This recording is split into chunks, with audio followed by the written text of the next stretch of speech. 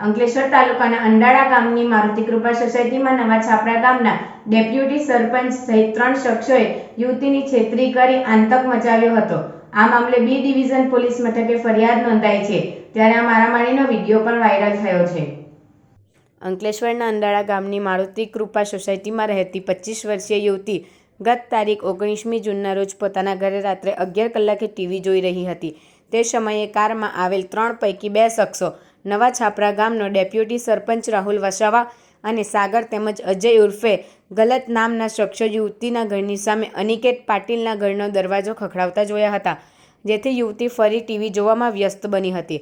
દરમિયાન યુવતીના ઘરનો દરવાજો ખખડાવતા હોવાનો અવાજ આવતા યુવતીએ દરવાજો ખોલતા યુવતીએ તેઓને કોનું કામ છે તેમ કહેતા એક શખ્સે તારું જ કામ છે કહી યુવતીની છેડતી કરી હતી અને યુવતી દરવાજો બંધ કરે તે પહેલાં ત્રણેય શખ્સોએ દરવાજાને ધક્કો મારી યુવતીને બહાર ખેંચી જતા યુવતીએ બુમરાણ મચાવતા તેનો પરિવાર અને સોસાયટીમાં લોકો દોડી આવ્યા હતા અને શખ્સો તેઓની ગાડીમાં જઈને બેસી ગયા હતા।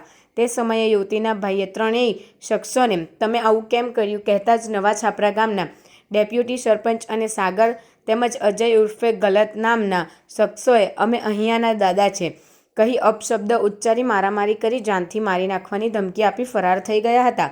મારામારી અને છેડતી અંગે 20 જૂનના રોજ સવારે 11 કલાકે અંકલેશ્વર શહેર બી ડિવિઝન પોલીસે ગુનો નોંધી તપાસ હાથ ધરી છે। આ મારામારીનો વિડીયો પણ વાયરલ થયો છે।